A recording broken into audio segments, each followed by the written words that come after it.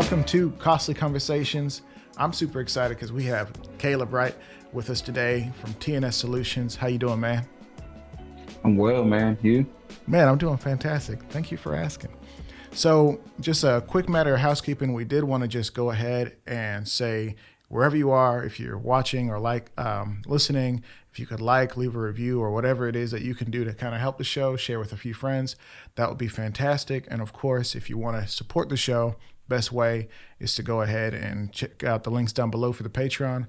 That's the best way to support. And of course, there are going to be sponsors and everything down below that you can support also. Thank you so much, and on to the show. Caleb, I'm super excited to talk to you, man, because I know we talked a little bit beforehand on why it would be awesome for you to come on the show and just kind of share your experiences with everybody. You're more than just a firearms instructor. I think you have a lot of, history and things about you that maybe people wouldn't know just looking at you, coming from growing up in a law enforcement family, also becoming president of a gun club via NAAGA, and also just your work in the mental health space regarding firearms. I don't think enough people know that you do have experience in that. So definitely thank you so much for coming on the show, man. And I'm excited to dive right into it, bro. I appreciate the opportunity. Yes, sir. So can we go ahead and talk about that first thing, you growing up in a law enforcement household, and kind of what that entails and what that looked like? Yeah, man. So from about the time that I was probably 5 or 6 to about the time I was in high school, I think maybe a little bit younger. My mother was a correctional officer at our local sheriff's department. So that means she did like inmate intake, booking. So all my friends, family members that,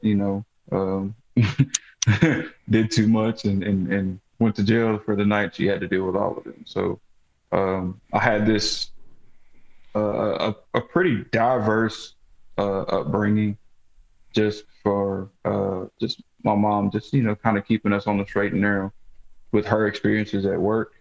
My friends picking on me, and my mom's a cop, and the whole nine, and just everything that comes with that.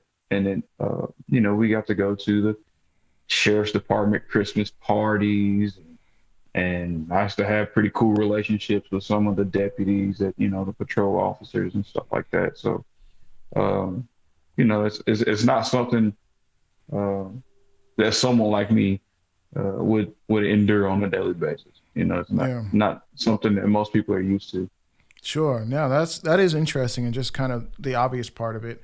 But I'm curious, because today's day and age, America has a big problem with police, not necessarily of one thing or another, but it just seems like a vast sea of issues, whether it's people who really, really support the police, kind of like going rah rah, it can kind of get annoying, or even the more serious issues of, okay, you see a video circulating online of something that seems corrupt or seems extremely brutal, or you see something that like with your own two eyes, oh my gosh, that's awful, to something as simple as just really anything. Like we have this big thing, and then we have a lot of people from vast ethnic and financial backgrounds, and all sorts of people saying like defund the police. And then we have guys who are like, no, like we need to reallocate funds, or we need to do things to help build them up, or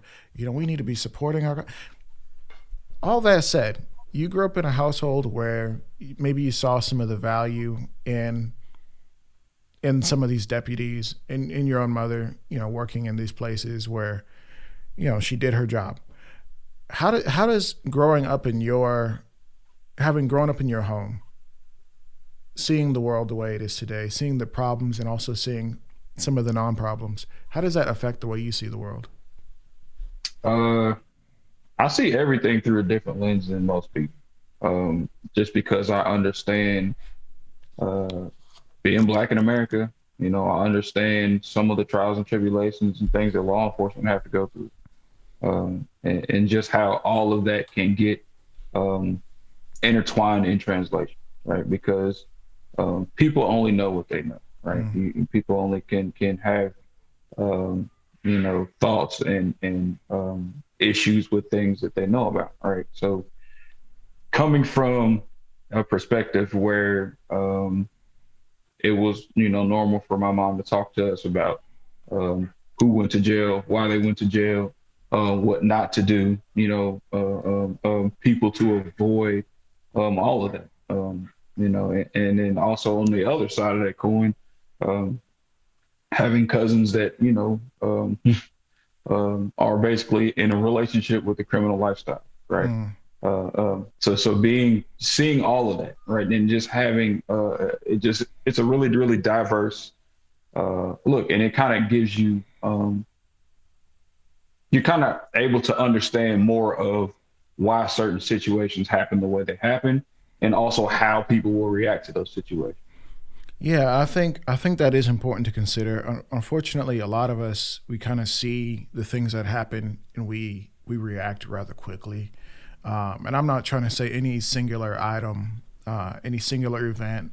Oh, that's not police brutality, or oh, that's fine. I'm not saying any of that. So please, people don't misunderstand me. I know that we all know that there's issues, um, but I'm curious to kind of as we go on in this conversation, kind of hear, because you've done more than just live in a house with a law enforcement officer. You've actually had to do some professional work, or maybe I'm misunderstanding, where you worked alongside and did different things, um, in a lot more, not in a law enforcement capacity, but I suppose with the department. Can you explain that?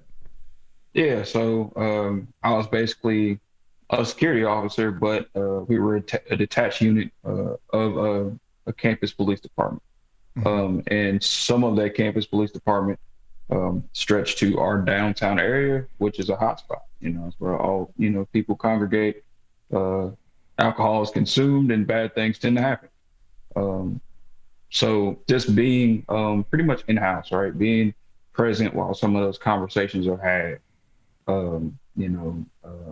amongst just the past couple of years of, all of the injustices of certain people and just things going on. Hearing some of those conversations and being able to be included and also being asked, for my opinion, Mm-hmm. because kind of, being around both guys and girls, of law enforcement, uh, they kind of, once they got to know me, they got to respect some of my opinion because I'll be completely honest with you.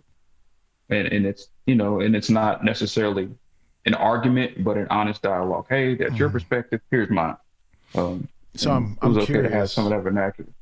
I'm really curious. I'm sorry to cut you off. I'm really curious to see, or even hear, if maybe you can share what some of those conversations could look like, and maybe what your perspective was, kind of going into those conversations. Because people want to know, like, oh, you got a chance to, right? Cops asked you for your opinion on different things. They asked for your perspective, and on this show, we like to cook a perspective.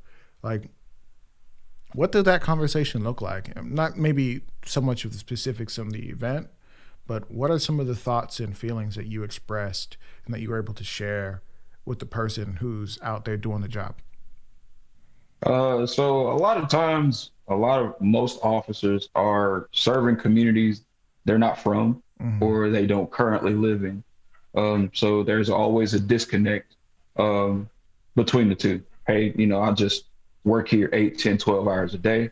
After that, I go back to my, wherever I live, where my family is different, the community is different, and I treat people different than I do at work. So you begin to get that, oh, I only deal with these people X amount of hours a day, right? Mm. So you only have a view of people in uniform, and people will start to view you only in uniform because they don't get to see who you are off shift. Um, so just kind of explaining that to folks that, hey, you can never truly form an opinion and know what's going on in someone's head until you talk to them. Mm-hmm. I mean, develop somewhat of a relationship. And it doesn't have to be like a formal relationship or whatever the case may be, but just have a conversation with folks, get to Yeah. know them. Yeah. And I think, I've talked to different people, and somebody was just on the show saying that, um, she'd never had a positive interaction with police, and she gets a little anxiety, and I think a lot of people get a lot of anxiety when they see either the flashing lights or they walk into a coffee shop or something, a Starbucks, IHOP, or whatever, wherever they walk into, and the table full of cops in there. They're, oh shoot, they could have been doing nothing illegal, nothing of the sort. But there's something psychological that happens where they start to feel differently. They get anxious. And sometimes it's for good reason, right? Mm, I've worked with people who've clearly taken advantage of the position of power that they're in, right? yeah. And that's a bad thing for the communities they serve, and also for law enforcement, because now this person's making you look bad. So, you know, um, we're gonna treat all of you the same way until we see anything different, right? Or whatever the case may be. But it's important that cops understand that people are people, right? People have rough days, just like they're having rough days.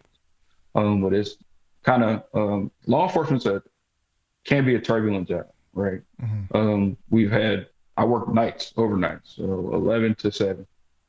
So we could have nights where everything is cool and calm, and then 5 minutes later, we're breaking up a brawl full of 30 people in the middle of the street. Mm-hmm. Or I'm, blocking traffic, helping with a high speed chase or something crazy like that, right? Law enforcement is a truly 0 to 60 job. So an officer can go from working a domestic violence case where, husband beat the wife almost to death, to going to go work a traffic stop, and he's still rattled from what he just seen, or she Mm-hmm. just seen, whatever the case may be, right? So just kind of understanding it, right? It just needs to be kind of understanding on both sides of what people are going through on a day to day. No, that's. I don't think people do consider that the cop that you're looking at right now could have legitimately just come from a pretty serious situation, and that I don't think that excuses misbehavior from any sort of a law enforcement officer or anything like that. But I do think that offers an additional layer of humanity, where sometimes cops are seen as is RoboCop. Not to make any puns, but they get out the car, they got their sunglasses on, they got the vest on, and just everything about them seems like a transaction. But at the end of the day, these are people too, and unfortunately, they go through stuff that can make it hard for both of you. But like I said, not to give anybody any excuses, I don't think people need me to defend them. So Right. I appreciate that. And um all types of interactions with law enforcement. I've had a gun unholstered on me. I've had, interactions with law enforcement where I'm literally coming back from a training event, and I get pulled over doing 90 and a 65. I know I'm getting a ticket. And, trooper's like, hey, slow it down, after I tell them, hey, I got firearms in the car. Cool. That's cool. Thanks for letting me know. And leave it at that. All right. Um, so all interactions are different, right? A lot of this stuff is just behavior based. So if you're cool, a lot of the times they're cool, but we don't know, I can't say every stop is the same, right? Um, just kind of got to take them as they come. Yeah, Play it by ear always. yeah, definitely. And people have been trying to say different things like, man, we got to minimize the amount of times that the police have to interact with civilians. And I wonder if there are ways, and we've seen more recently, like, hey, we're going to do a system where we like email you the ticket. We're not even going to come to your car. And it's like, what in the world? Sounds crazy. But I wonder if there are like some actual things that we can do to kind of like slow it down so there's more or less contact with just ordinary civilians who, it's just kind of another opportunity for things to go south if things do go south. I wonder. Well, I think they just need a different type of contact, right? It shouldn't be a traffic stop or a 911 call. Maybe it's, them walking down the street, or, me stopping in the gas station having a conversation. And a lot of times that's what happens. Law enforcement sometimes only interact with folks when they absolutely have to, right? Um, A lot of times because they're kind of almost desensitized, right? You deal with people all day, sometimes in their worst capacity. Sometimes you don't want to deal with folks. Yeah, no, that is interesting because in my personal life, I've had plenty of opportunities to interact with officers. Whether it's I'm volunteering at an event and there's another somebody's spouse is a cop or XYZ or somebody who's volunteering as a police officer. I'm like, I thought I saw you on campus. Are you a campus police officer? Or it's like, oh yeah, yeah, yeah. Or like, oh man, my husband, he's a state trooper. He's gonna be here for the event. And you're like, oh, okay, cool. And he's like just in civilian clothes, and like if you look at him, you could kind of tell, like, oh, yeah, you are a cop. But you talk to him, and he's like, oh yeah, and talking about guns, and he's like, oh yeah, he's just a cool guy. But if you talk to somebody who has only had these very negative experiences, they'll be the first to tell you, like, I don't talk to cops. And it's like, Yeah. man, dang, that's your energy. I mean, and it builds a wall. It builds a wall between people, and the dialogue will never happen. No, absolutely. I think you're absolutely right, and I do think we need to find ways to increase what they call community policing. And what does that mean to you? Obviously, you're not a cop, but you've had these interactions. What does community policing look like to you, and Um, how does that play out? that's kind of a multi-layered question because I believe community policing should come from people from that community, right? Mm, Whether you're law enforcement or not, right? It should come from leaders in that community, people who know what's really going on, who's doing what in that community, right? And it comes from not just one person being, banging the gavel and being that all-spoken leader, but as a community doing a service to everybody, right? Everybody, like when I grew up, if you got in trouble at if I got my trouble at my friend's house, I got in trouble at his house and I got in trouble at my house too once I got home, right? That to me is community police, right? A village, right? People working together to a common goal, right? Raising kids, um, and that's where it's coming from, right? It's just that's where it should start, right? hmm Communication, kind of a rule of law, what you can do, what you can't do, what's completely unacceptable in that community, Yeah. right? And then from there, then then you can talk about if it spirals out of control, we need to bring in outside help. Um, what does that outside help look like? What is that outside help? What can they bring to the table that's beneficial for all parties, right? Yeah. Um, No, I completely agree with that. Um, I'm curious to hear what the audience thinks. So obviously, if you guys want to reach out to us and ask additional questions on this topic, or if you want to see follow up conversations specifically about this, speaking to the audience, y'all could reach out to me or to Caleb. I think it would be good that we do continue these conversations because this is a part of American life or even life across the globe that's not going away anytime soon. We're going to have cops for a long, long time. As often as people do want to defund them and abolish, they're going to be here. We need to have these conversations. And if you guys want to see more on these topics, hit us up and maybe we can do some more. Um, I'm curious, man, because we were talking earlier and you said, hey, man, so I was one of the youngest or the youngest person to start a NAAGA chapter basically ever.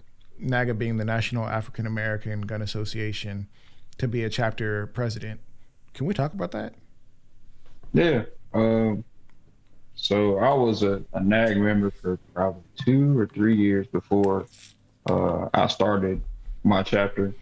And I was really, really apprehensive about starting my chapter just because I was like, man, I've never done, a leadership position in that capacity. Um, but here I'm smack dab in the middle of Missouri, 2 hours from Kansas City, 2 hours from St. Louis. I went to college in St. Louis. So I was affiliated with the Zulu Shooters Club, and the president, uh, good friend of mine, and I just could never get to meetings, to anything. And he was like, "Man, why are you stressing about this? Start your own chapter at home." I was like, "I don't know if I'm ready for that. I don't, you know." I was like, "Oh." So He said, man, give it some thought. It's not hard. Just try to find like-minded folks. So that's what I did. In June of 2019, the Sharp End Gun Club was born. Reason being it's called the Sharp End Gun Club is because the Sharp End was a small black business district here in Columbia, Missouri. And I kind of use it as a two-way street. One, because um, it's bringing awareness to something that not a lot of people know about. Right? It was like 2 blocks. Right? It's super super small, but there was a lot of things that happened and a lot of powerful things that happened before the community was dissolved. And a lot of people don't know about that, right? And Mm, I'm from here, born and raised, so hearing my elders talk about it, you get a sense of pride. yeah. No, definitely. I think there's unfortunately a lot of history when it comes to communities, especially black communities, that is lost, and it's just we don't talk about it for one reason or another. Some people might be like, "Well, stop talking about it." Black history, history, and that gets annoying. I don't want to talk about that. But honestly, like I'm excited to maybe do some follow up conversations and talk to you about this community that you're talking about and just kind of how it's left a mark in your overall community and you know how it's changed things. Like, because I know you said that some powerful stuff has happened. But can we talk a little bit about some of the challenges that you faced being a young dude starting a gun club? It's not really not too many people out here are starting gun clubs. Let's just put it like that. What are some of the challenges that you faced? Um, a lot, man. Just doubt, um, and invalidity, right? And that's one thing I faced, what I mean, multiple times, just with me being uh, so young, wanting to do so much in such a short amount of time. Um, because usually, when you talk about like firearms instructing, people ask, "Oh, are you law enforcement or are you military?" Right? And those are the only two validation points. You got to be one or the other, right? Mm-hmm. Or come from one or the other, right? Or if you're a civilian, you got to be, um, a high class competition shooter, right? Or just something in somewhat of a high standard, right? Or what's regarded as a high standard.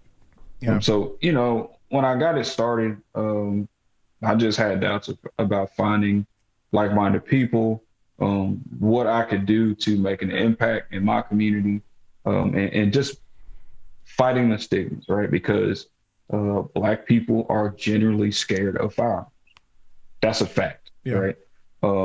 For multiple reasons, right? A lot of it being due to trauma, just stuff like that. So when I started it, my whole goal was just awareness and education, right? I mean, not actively training folks, but having conversations about firearms in the open, right? Letting people see upstanding, positive, productive members in the community, known productive members in the community that they know, right? That people grew up with the high school with, that are gun owners and not afraid to talk about it, right? Yeah. Whether it be in a hunting, just recreational shooting, or competitive. Yeah. I love what you said there, man, because it's oftentimes we consider firearms and we see what we've always seen, where it's like, oh yeah, it's the guys from the music videos or guys that you actually knew who were doing dirt in the street, and it's like, man, like guns in the hands of black people is a bad thing, and that's what people think. That's what people think, and then especially if you have like a stereotypically black gun like a Draco or something that's Mm-hmm. like a fan favorite. It's like, oh man, look at this guy. Like he must be trouble. But you're talking about like, hey, that is what it is. But we want to bring people in who are upstanding members of society, who people respect, who people want to be like, and let people know like, hey, this gun thing is not a big secret. In fact, it's actually a good thing. You could get in Right. on this. This is helpful to you. I think that's powerful, man. And I mean, as far as like the Second Amendment and the how would you say that the advocacy side, right? Um, Hmm. that's what they call, I guess, grassroots, right? Yeah. Get out in the streets, talking to folks. Um, we still do free classes. We bring folks in, just talk about basic firearm safety, storage. The last class I did was situational awareness, emergency planning, and then stop the bleed, right? Hmm. Um, I mean, so a lot of this stuff is a two-edged sword, right? You may not be a firearm owner, but you can have some tools, some knowledge, and some skills to be able to save a life, right? If you can't um, protect one, at least know how to save one, right? Yeah. Um, I'm but really it's just curious about. I good. know you said something about storage, and that's been Mhm. a conversation that I've had in my personal dealings for a little bit, like storage. Like, okay, because we had a conversation with the EDC guy and his book for teaching kids firearm safety and just some basics. Erica's big day. Erica's Big Day, fantastic book. If you guys don't know about it, know about it. It's a good thing and is written by a genuine guy who really wants to be helpful in this community. So check it out. It's fantastic. But firearm storage is such a big deal because a lot of parents they don't consider it. They buy a gun and they think that's it. Let me just put it up on the shelf or let me put it by my nightstand. My kids know not to touch it, and that's really dumb and super triggering for me. And Hmm. it's like, stop it. Get some help. Get a $20 little safe. Invest in a little bit more expensive for something more quick access. Right. What are your thoughts on these things? Um, it's it's it's a sticky situation, right? Because in my opinion, proper storage is just hand to hand with good gun ownership, right? Um, before my son was born, um, I had rifle in the corner, my everyday carry just on top of my nightstand. I was just and when I leave, go outside, I lock stuff up, right? Mm-hmm. But he's almost two, and kids are inquisitive, right? They want to know everything. They want to see how everything works. Mm-hmm. Um, and I was dry firing one day, and he got a glare in his eye. I was like, okay, that's okay. Everything's getting put up from here on out. I'm not leaving anything up to chance, right? In the event that he somehow, gets a hold of something, I don't want to be that parent, right? Mm-hmm. Um, and that's just before we even talk about me being an instructor, whatever the case may be, right? Um, because protecting your family also means protecting your kids from hurting themselves, right? It's Um, huge. so, when I hear stories of parents trying to teach their kids basic firearm safety and a kid gets shot, right? Or Mm-hmm. kid playing in mom's purse and mom gets, shot and killed, right? Um, there are hundreds of products out there and just things that people can do to keep firearms away from children up to a certain age, right? Mm-hmm. Because if you are a gun owner, you're gonna have to have that conversation with your kid, Yeah. right? There's no way around it because, um, funny story, when I was born, my mom made my dad sell all of his firearms, Incredible. everything, right? And then when we had some type of situation at home, um, where my mom, told my dad, "Hey, we need a gun." So for him, he's like, "Yay, I get to get everything back," right? So, um, he bought a pump shotgun and I don't remember. I think it was some type of 9 millimeter. I don't remember exactly. Um, but he had to sit down with me and my younger brother, right? And it was like, "Hey, this is what these are. This is what they do. Here's what's appropriate. Here's what's not appropriate." Right. And Mm-hmm. from that, I remember that conversation like it happened yesterday. Wow. Um, he had everything sitting on the table, and it was just, and probably 2 months later, he bought me and my brother a Mossberg 702 Plankston. Right. We still have it till this day. It's at his house in the safe. Mm-hmm. Um, and that was our first little shared rifle. I had like Red Ryder BB guns and stuff like that growing up. By how old were you? I've been shooting since I was probably 7 or 8.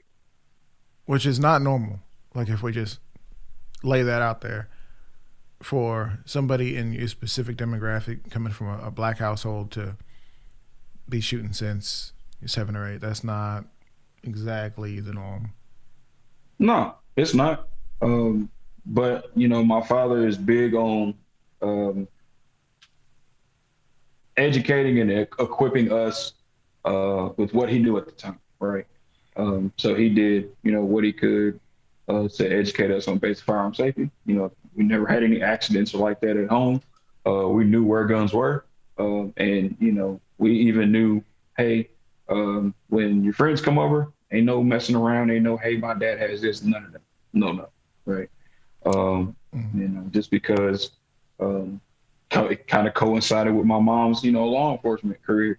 Her, hearing stories of people that I know uh, going to jail, right? Setting people up, home invasion, stuff like that, right?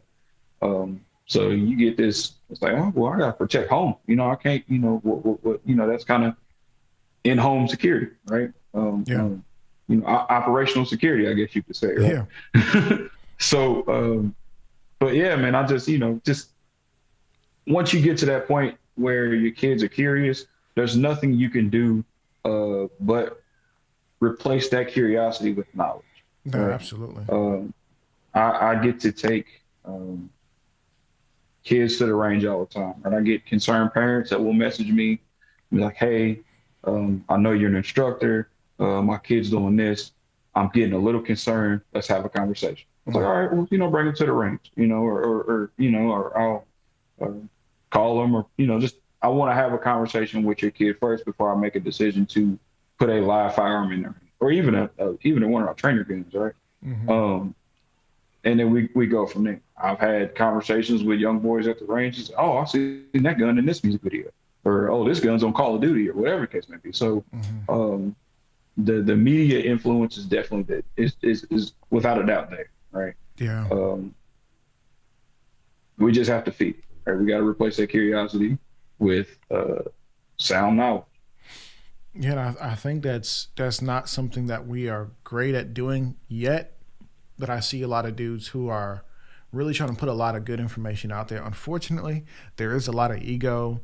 Guys being like, "Oh no, I do it the way I do it, and you can do it the way you do it." And I get that. I get not just letting everyone speak into your life, but there is a lot of really good information out there that someone you should consider.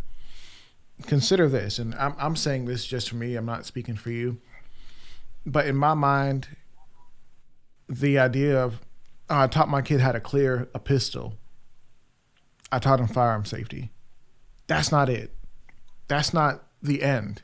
That's maybe probably step two in the process of first learning what a firearm is, learning how to clear it. There is so much more to it. Oh, Right. I taught my son how to clear a gun today. Okay. Okay. There's so much more. And I think the mistake that parents make, and also boyfriend instructors too, is like just because you know how to do something doesn't mean you're the person equipped to teach that, Golly, he right? said boyfriend instructors. Um, I see it all the time. I work at a range part time. I see it all the time. But oh, I'm gonna take my girlfriend shooting, and we just bought her first gun, and she absolutely hates it, right?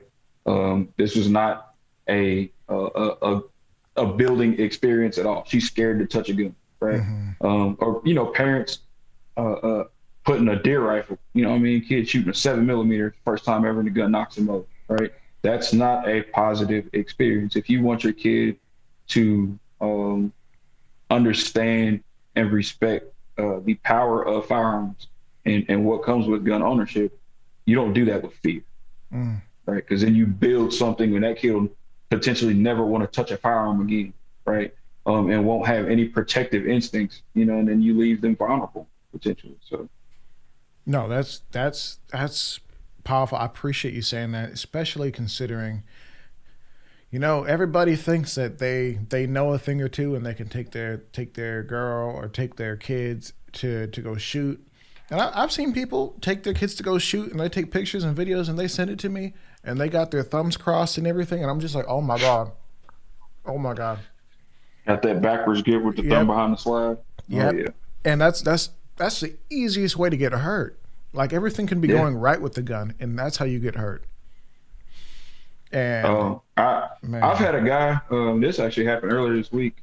Taking his girlfriend shooting for the first time. He said retired military. And she was getting ready to shoot her first time ever shooting a 9 millimeter. She was shooting a, I won't say it's a Smith and Wesson. Had her thumb behind the slide, and I seen it without a doubt. Grabbed my ear pro, run out to the range, and I just changed her thumb position. And he gave me the strongest side eye, and I caught it. And I just turned around and said, "Hey, I just don't feel like passing out band-aids to it." They all laughed. We left it at that, right? So, you know, I mean, I'm glad it went well because a lot of people, like I said earlier, they catch a little bit of ego at the range, and ego will get you killed in anything. And I'm not saying, oh, getting some slide bite is going to end in you being dead, but that is the beginning of trouble. Not right, having ego, not understanding that, okay, if somebody here who is qualified to tell me how to shoot a gun, and I think, oh, I've been in the military for all these years, I know how to shoot a gun, which most people don't understand this, and especially people who say, oh, were you military? Why are you qualified to teach me? And they don't understand that most people in the military don't shoot guns. It seems like, anyways. I mean, I'd love to see the numbers of the amount of service members who actually do more than qualify with their rifle, but actually don't understand the and you firearm. said it right. Rifle, right? The Mm-hmm. military, right? For the folks that you know, a lot of combat vets uh, are super proficient with rifle stuff, but handgun not so much, right? Mm-hmm. Because you don't use a handgun that much in the military, I mean, right? it's not for those purposes. Right. And it's just it's what kind of comes with it, right? I've done a couple classes, and the first thing I do is put the husband and wife on opposite sides of the ring. Why? Um, I don't want him over her shoulder trying to tell her what to do. You guys paid me. Let me teach both of you, Mm-hmm. or let her at least get her money's worth, right? Yeah. Um, and then usually at the end of that, the wife will shoot better than her. I've heard that a lot. And people who have been following the show for a while, with some of the instructors that have come on, will find that it seems like women in the same amount of time will shoot better than men. It's hilarious because you would think, Lights oh, out. it's such a masculine thing, like all the testosterone ought to have you. No, oh, you've been shooting since you were 6. Well, not really. So, Well, man, I mean that's just it. Like men, we have a guided sense of firearms use, right? We mm-hmm. got, you grew up watching Western movies or action movies or whatever. So you automatically think as soon as this gun touched my hands, I know what I'm doing. I don't need any help. I got it, right? Yeah, Um, and with women, what they don't know, most women, I don't, they learn different, right? Women tend yeah, to, if they don't know something, they will, because they don't want, want to be super safe with it, because they'll follow every direction you give them. And sometimes, and women typically learn different. yeah. You can Tick tell said someone to that. do something. Yeah, yeah, Marshall no, that's the Davis. truth. She said women follow directions better than men. And I'm not trying to They dog my do. dudes out here because I love my bros. But at the end of the day, I know me. I see the instruction booklet. I'm just like, I'm good.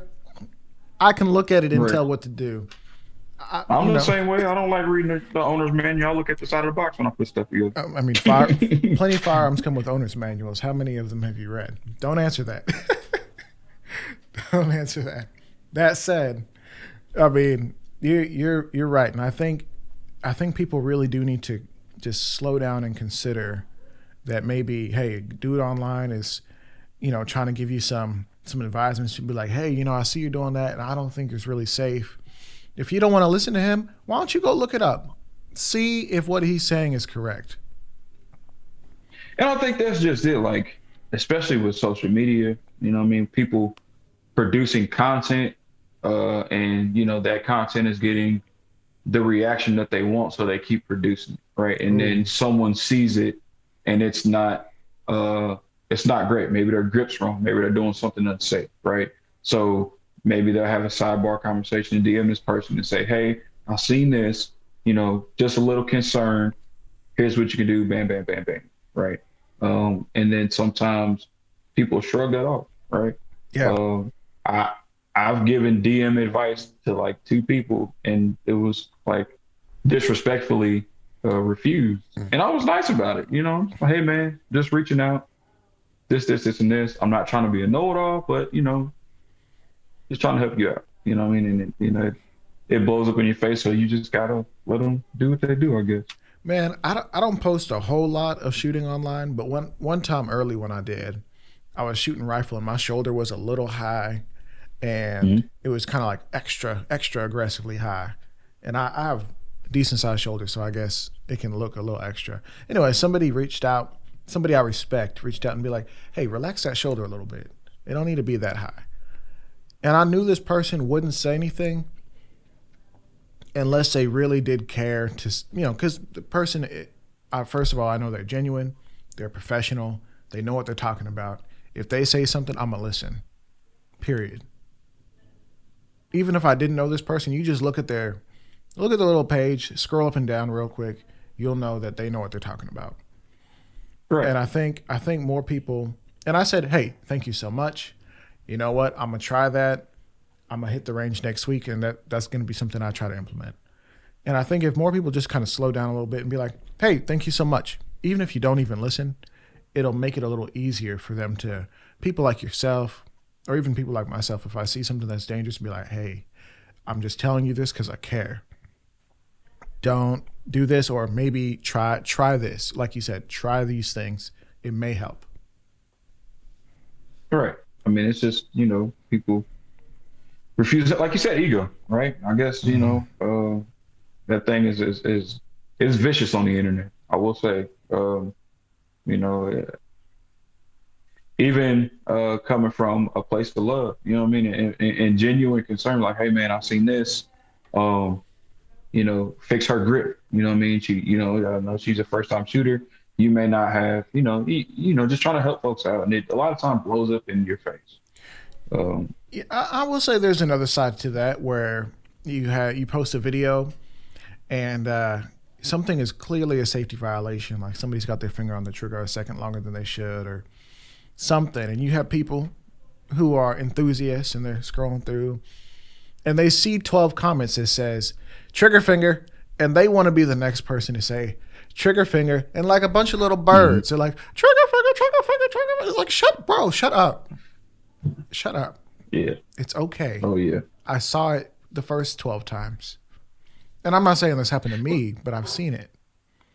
Well, then you get that makes when you get that type of uh, public correction, it makes people apprehensive about posting comments, right? Mm-hmm.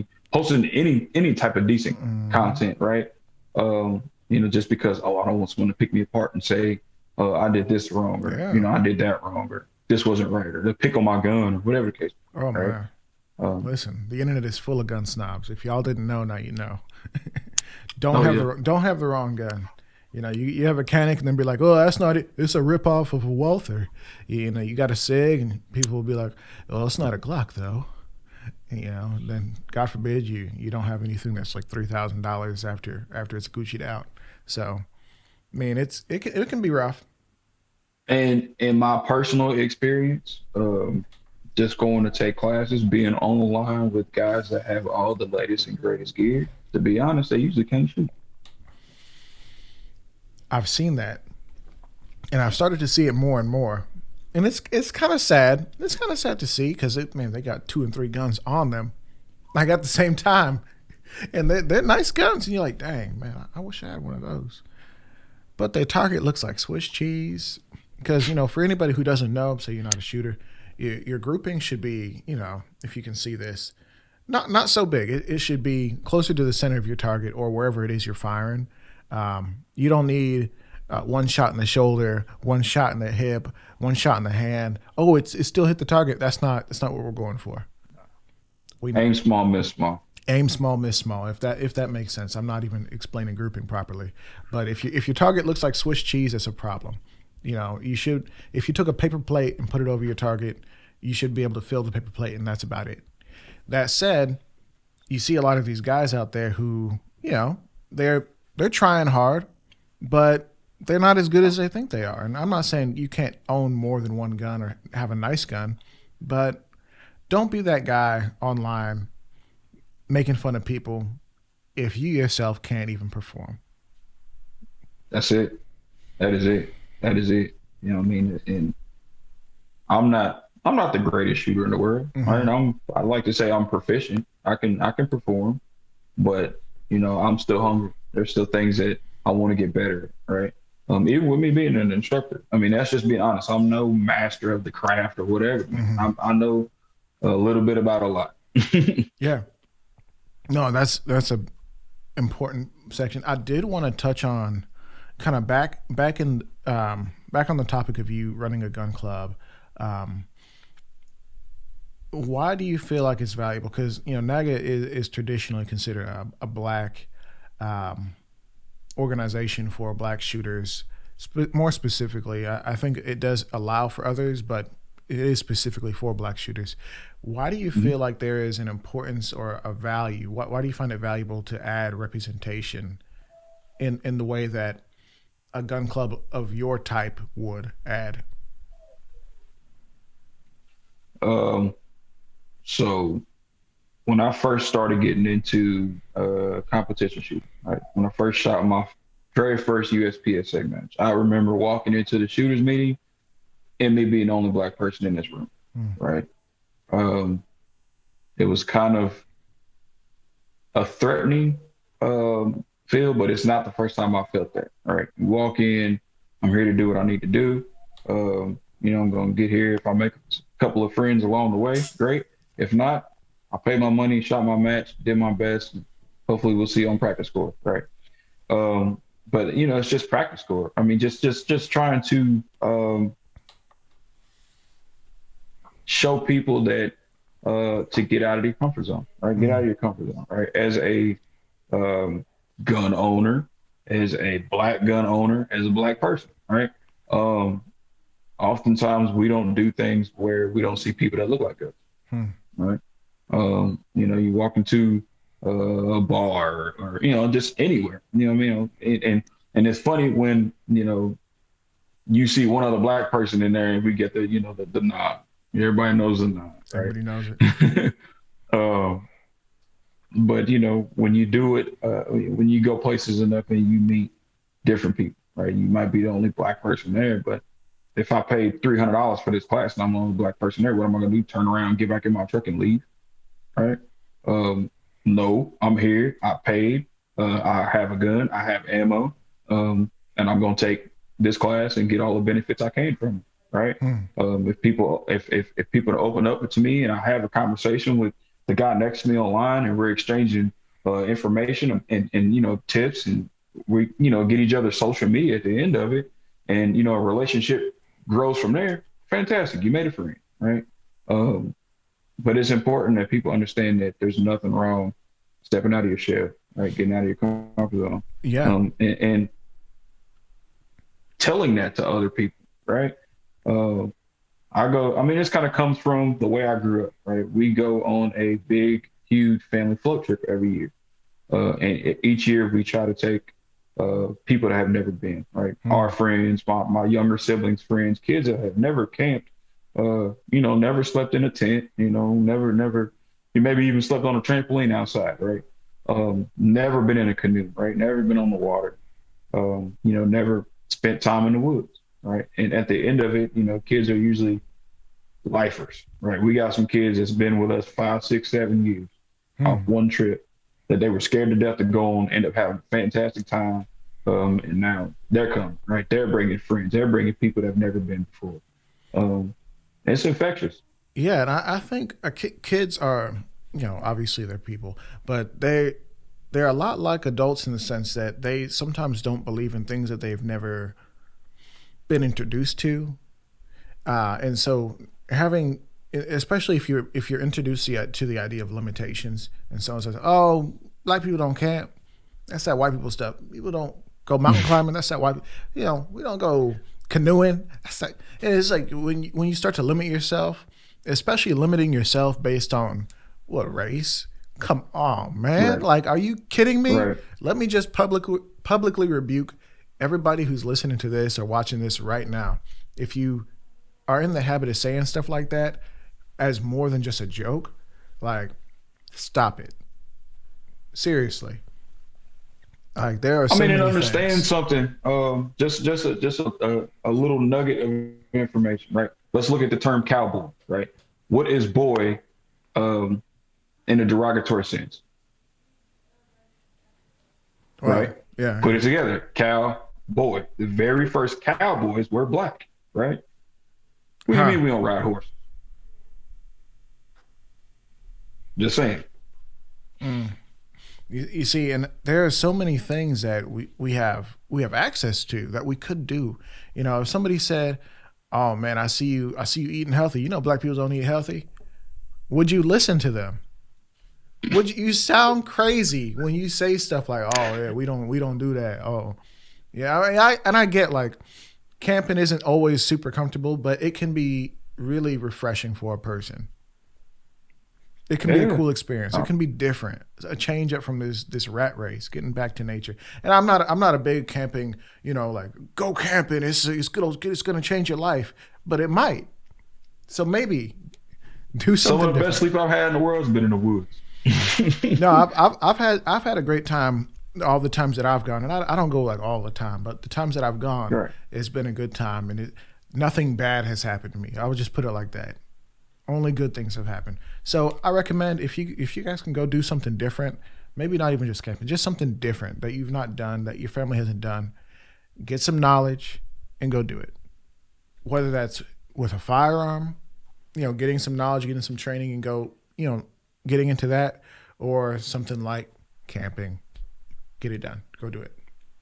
Hiking, something, just do something out of your element.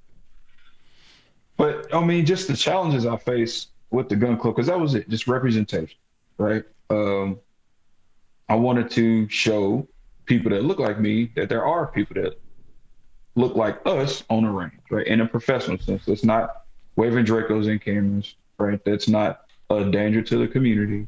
Um, that are everyday people, right? And that's what my gun club has attracted is just everyday folks, Yeah. right? I got we got two guys that are avid hunters, right? Big hunters. That's all they do every weekend.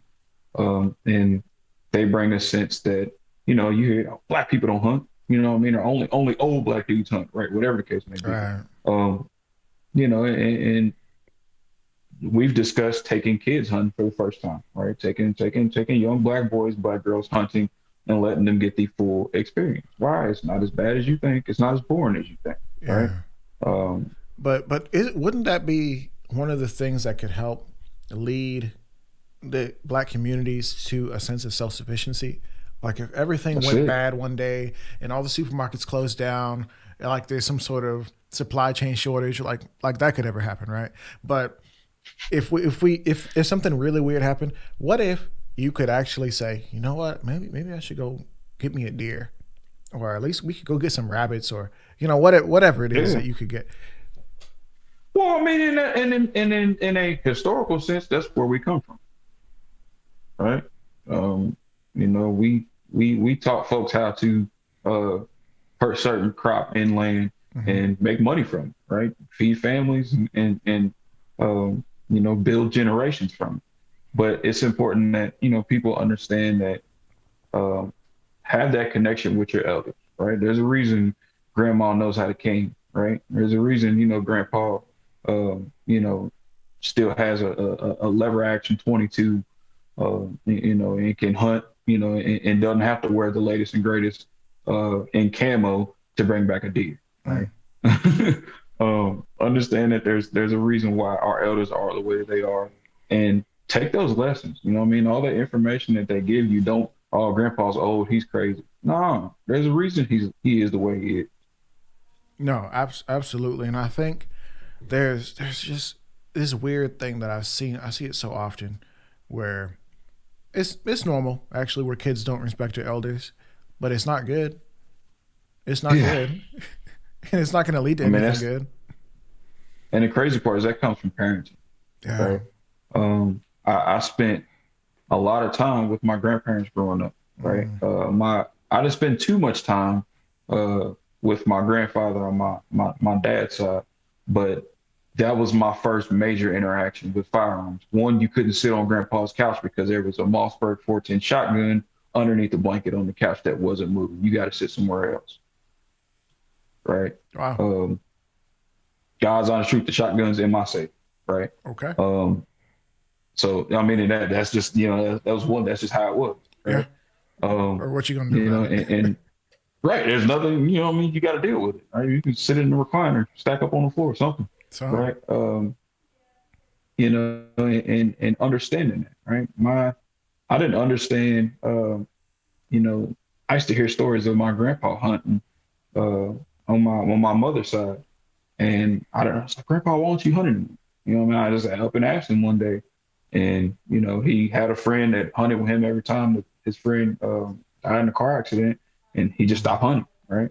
Um, and me asking him that, made him tell me stories about certain times they were hunting, and he just kind of got to, live it all for a few seconds, right?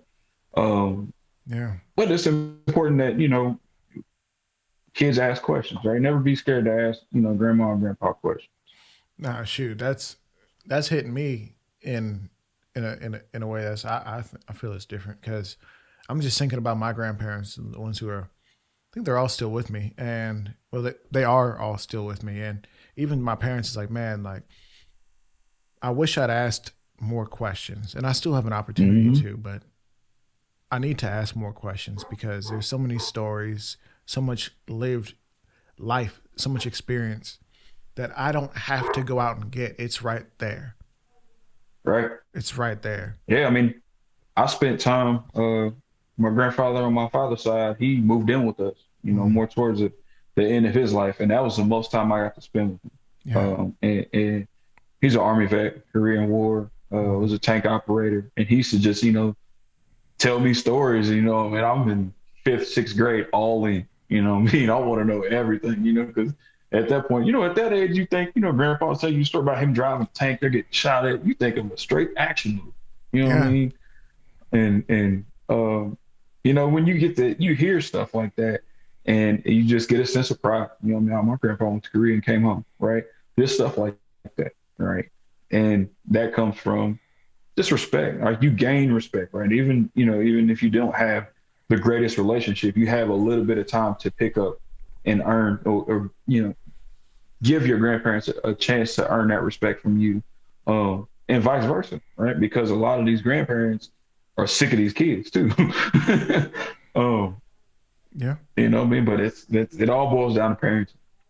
I wonder, I've said this before on Twitter, and so if you guys want to go hear my thoughts on many things, go check out Twitter. I try to be inspirational, but sometimes I share my feelings on things. Um, and I was like, man, I feel like most of the problems that we have just in life come from identity issues. Most Yeah. of your problems come from your identity issues. And I wonder if most people would have a more complete view of self if only they would sit down with their parents and or grandparents or whoever, because I know a lot of people have bad relationships with their parents or whatever. I get that. I'm not going to discount that. But I wonder if it would be better if they would be able to sit down with people from their line and say like, hey, tell me about yourself. And not to like take their personality and put it on them, but like fill in the gaps on these things Yeah. about yourself. Like that sense of pride you talked about. Like you can't buy that. You can't go and sit down with a counselor and say, "Give me a sense of pride." No, you have to get that from your family. Like you have Right. to know that there is something noble or exciting or good or heroic in your family that happened that gives you a sense of like, hey, this last name that I got, like, right? This means something. Like it means something. I gotta hold this up. I gotta walk with my head up high. When people tussle with me in the streets, it's it's no small thing. Like you're messing with rights. No, that's a true story. My family has a legacy in my community, and that did both kind of help me, kind of because people know where I come from, right? People know my parents, people know I come from uh, good stock, I guess you could say, right? So that was a major factor in how I was able to establish relationships and do the things that I was trying to do Hmm. growing up, right? And do some of the things that I'm doing now. Um, and it's just important that people understand that, even without these relationships, having that connection with your lineage can also, like you said, fill the gaps in maybe why you are the way that you are, maybe why your parents did the things that they do that made you the person who you are today, right? Did grandpa have an accident cleaning his deer rifle where little brother almost got shot, and that's why mom's scared of firearms and won't allow pops to, or whatever the case may be, Hmm. right? All of that stuff is um, usually some type of trauma, and it just kind of compounds and builds on that. And you get anxiety, and just it comes from somewhere, Yeah, it right? So absolutely understanding does. the root of it all, um, understanding where you came from can also help you to see where you can go. Absolutely. Thank you for adding on to that. I do know that you have a business. Can we talk about that? Yeah. So T&S Solutions, which is training and security solutions, was founded a little bit after my gun club, because I mostly fought my dad. I really do. He's like, man, you're doing well with this gun club stuff. You ever think about being an instructor? And I was like, nah, not really, and uh, I kind of dove into it, and it all worked out really, really, really well. And I've been blessed to get, meet folks and be put in positions to where, uh, I've been able to do just about everything I wanted to do, as far as teaching classes, um, making positive effects on people, right? Being able to teach kids, because front of the house we do, um, some firearm instruction, um, and then back of the house we do some consulting work for different firms, a few businesses and stuff like that, as far as like security, planning, just stuff like that. And it's been pretty neat. Just the relationships I've been able to develop and the things that I'm a part of currently that I cannot speak on quite yet. Once they do occur, I'll definitely let you know because they're kind of big. Okay. Um, Well, friends don't keep secrets, but I understand his business. All right, I appreciate that, man. Thank you for telling us a little bit about that. Of course, we'll try to link to your stuff down below. So if people want to kind of get involved, if they're in your area and want to take a class or something like that, or maybe they have a family member who was in your area who right. wants to take a class.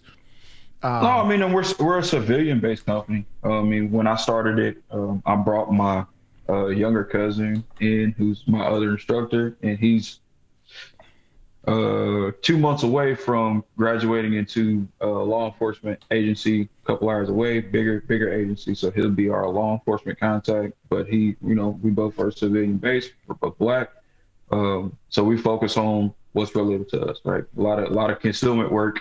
Um, I grew up shooting rifle stuff, and I really really love rifle work. So we do rifle stuff. Um, and I just like I finished writing up a curriculum for home defense class. Right, I'm that's rolling awesome. that out in March. So and we try to do our best to make sure that we're teaching applicable stuff, right? Stuff that works. Yeah. Um, we Before all of this, I was a Toyota tech, right? So when I mean putting tools in toolboxes, I don't mean buying a specific set of wrenches, right? We're gonna buy something that you can work on anything Hmm. with. So just coming from that and being able to train and network with other instructors that are also helping us stay sharp, right? Because I don't know everything, right? When I transitioned from irons to red dot optics, I reached out to uh, a few of the guys I know, right? Like Trayvon Barber from Barber Training Solutions. He's he's the He's guy. one of the gurus right there. He's the Yeah, and guy. I was kind of a self-taught red dot shooter, and I touched base with him. I was like, man, am I doing this right? He was like, yeah, do this. You know what I mean? So Hmm. just understanding your resources, right, and being able to reach out to people who um, know what they're talking about. Yeah, shoot, I actually need to get Trey on again if that's even possible, because he's the guy, and I feel like there's so many things that he could kind of impart. Some of that stuff is paid information, so you got to go take a class with the man. But there's so many little things that he's really awesome at. And shout out to Trey Barber, he's dope. Um, Yeah, man, he understands. He's one of many instructors that understands what he's good at, mhm. right? What he's good at, what his lane is, and that's kind of where we all kind of get along. And it's one thing that's hard because right now you see a lot of instructors teaching things that you know if this person is not a combat veteran to a certain capacity, why are they teaching combat X class or whatever this class or that class? So it's just it makes it hard on students, right? Because I've Yeah, had students that have taken classes from other instructors in my area and be like, we didn't learn this. I paid almost $1,000 for a class and didn't learn, right? Just mm. um, I've seen some overpriced so classes, man. And, I take a peek at everybody's little prices. I too many friends who are instructors, and some of y'all charge a little too much. And I'm not trying to say that anybody shouldn't charge what they're worth, what their time is worth. Charge what you charge, but some of y'all going crazy. I'm just saying. I mean, I'm not, make your money, but make sure the knowledge comes with That's exactly what I'm getting it. at for anybody who Make might have sure the missed that. knowledge and make sure the experience comes with it, right? If you If you're don't, not adding value, go home. right, that's it. That's it. I mean, because for all the stuff I teach, I will clearly say that I'm undercharging and Hmm. overloading students when it comes to knowledge. And um, everybody can appreciate that, especially when you're rewriting the legacy of what a black business is.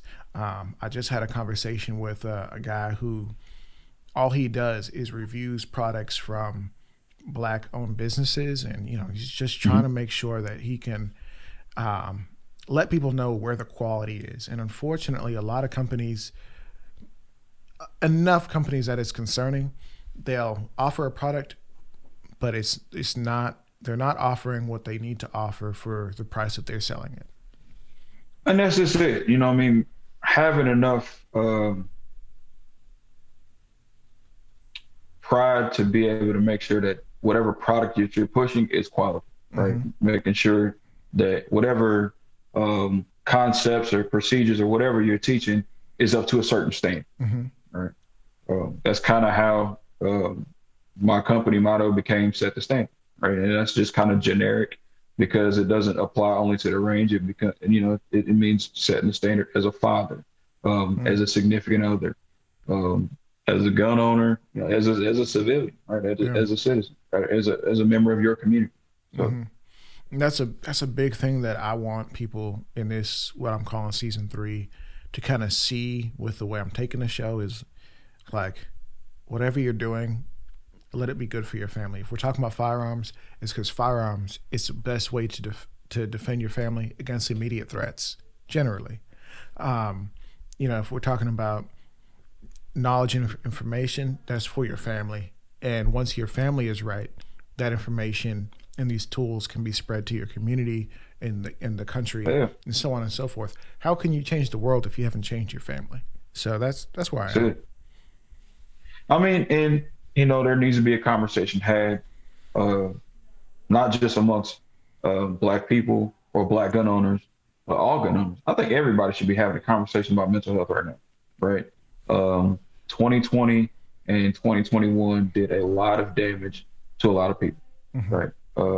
I lost my childhood best friend, pretty much my brother. We were born 11 days apart, been best friends since then, um, to a suicide by firearm, right? Mm. Um, and that made me take a step back and look at mental health, um, the overall concept in a new light. Right? Yeah. Um, what are things that what could potentially been going through his head, right? What made him not reach out to me or his mom, or what I mean, or anyone, Wow. right? And those are honest conversations I have with myself, right? Um, so I built from that and said, hey, what can I do to help other folks, right? What can I do to make sure this doesn't happen to, make sure no one uh, handling a firearm on a normal basis that smiles every day and is a light of probably hundreds of people's lives. Make sure this doesn't happen to them, right? Make sure they never feel potentially what my best friend felt, right? So I thought that, right? And I believe that everything happens for a reason, right? Mhm. I was at the No Other Choice training learn event in St. Louis, Missouri, about 2 hours away from me. Kevin Dixie Yeah, Katie. hosts it every year. Yeah, we go way back. Uh, he was kind of one of the pushing forces into why I am how I am right now. But the guys from Walk the Talk America were there, right? Jake and Mike, they are really, really cool guys. And they had a presentation, and I was just, most of the time in a lot of seminars, it's just like, all right, whatever, what I mean? But I was probably one of three people in my little group that was like actually interested in what they had to say, right? Yeah. Because it directly affected me and the people around me, right? So they do they do mental health seminars, and I've jumped in like some of the stuff that they do and just listened in, right? I listen to their podcast. I have conversations with Jake every now and then, and they've kind of helped me um, gain some of the tools, not to be a clinical therapist or anything like that, but to be able to present mental health in a positive light to gun owners that's not threatening. Because most time when we talk mental health with gun owners, oh, they're gonna come take my guns away, right? Yeah. Or whatever the case may be, right? And mental health it's a serious topic. It's kind of a hot topic right now. Everybody's talking about it, but how many folks are really taking it serious, Yeah. Yeah. right? I mean, especially in communities where trauma is a norm, PTSD is a norm, anxiety is a norm, bipolar disorder is a norm, right? So much that, everyone around you may have some type of mental health disorder or some type of imbalance. And when you notice, right, when you can distinguish what factors go into which categories are right, and how certain people are feeling, man, everybody around me is having some issues, and stepping back from that and healing, right? And doing whatever you can to be better, right? So, I mean, that's just a conversation we started having in our concealed carry classes, right? In my level 1 concealed carry permit qualification class, right? Hey, let's talk about it, right? Right here in the open, because a lot of those people that come to their classes are new gun owners, right? Just bought a gun. A lot of them are parents, right? A lot of them have teenage kids, right? In a time where kids that, went from face-to-face interaction in school every day, now everybody's on virtual reality classes, Zoom classes, and TikTok, right? Mm-hmm. So, understanding and being able to realize when, okay, let me get my son to go talk to, someone professional, right? Maybe your child is having issues to where you don't feel safe with your firearms in the home, right? Being honest and mature enough to have those conversations with yourself is important. No, absolutely. And first of all, I know you didn't say all that for a thank you, but bro, thank you for doing that. Because honestly, if not you, who? Who? Like, where are people getting this information other than, oh, I'm watching a commercial on TV and I'm tuning them out anyways? It doesn't apply to me. But somebody who genuinely cares, yeah, you're paying your money for this, but I'm going to throw this into you. I'm going to have this quick conversation, and hopefully it can touch your life. Bro, thank you for doing that. Or That's at least just to get them thinking, right? yeah, I'm not, I don't want to be a preacher, nothing like that. But sure. hey, let's have a short conversation that may spark a deeper thought process within this student or whoever I'm having this conversation Yeah. with. I mean, get them to think about it just for a second, because maybe it doesn't apply to them today, but maybe these words will come back next year, a couple of years down the line, where the situation could potentially go wrong, but because they thought about it, they're like, shoot, maybe I'll make a move and try to get things right. I've heard this before. So, bro, thank you so much for doing that. What are some practical steps that I guess everyday, not just gun owners, but everyday people can take to, I guess, identify the issues around them, or maybe even identify the issues with themselves, if there are some practical steps based on what you know. Um, First and foremost, go to I don't know if they can see that walkthetalk.org /love. If you go to their website, they will have a link that will take you to a few different tests, right? And those tests are kind of basically self-diagnosis. Answer them as honest as you can. And there's a test for anxiety. There's tests for PTSD. There's tests for bipolar disorder. There's tests for just about everything, right? Take a couple of them, right?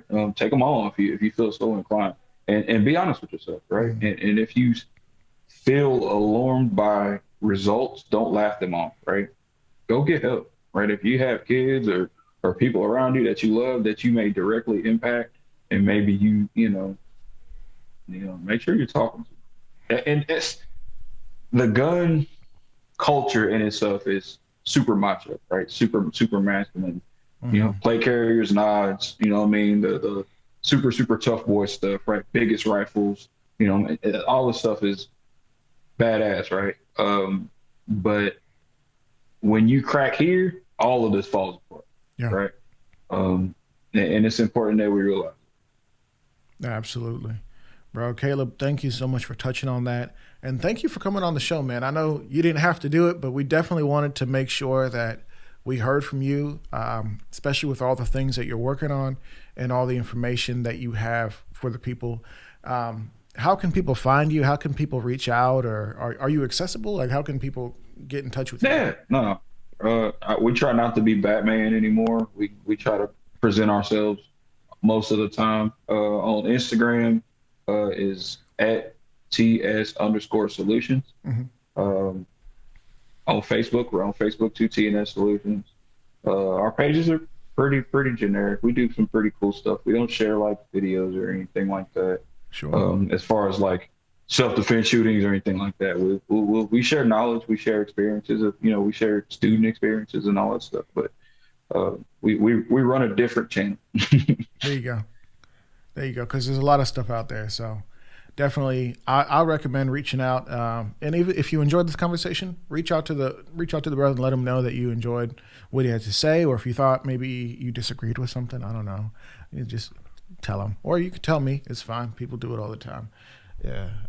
It's like what I'm not his dad. What am I supposed to do? But anyway, Right. man, Caleb, thank you so much. Where are you located, just so people can kind of get that one more time? We're located in Columbia, Missouri, smack dab in the middle of the state. We do travel. We'll be traveling a lot this year, actually. But we're open to travel. If you got students, we'll teach. Right. Excellent. That's what this is all about. Making sure people get quality training and that knowledge doesn't discriminate. Excellent. That's powerful, bro. Caleb Bright from T&S Solutions. Thank you so much. And everybody, keep it costly.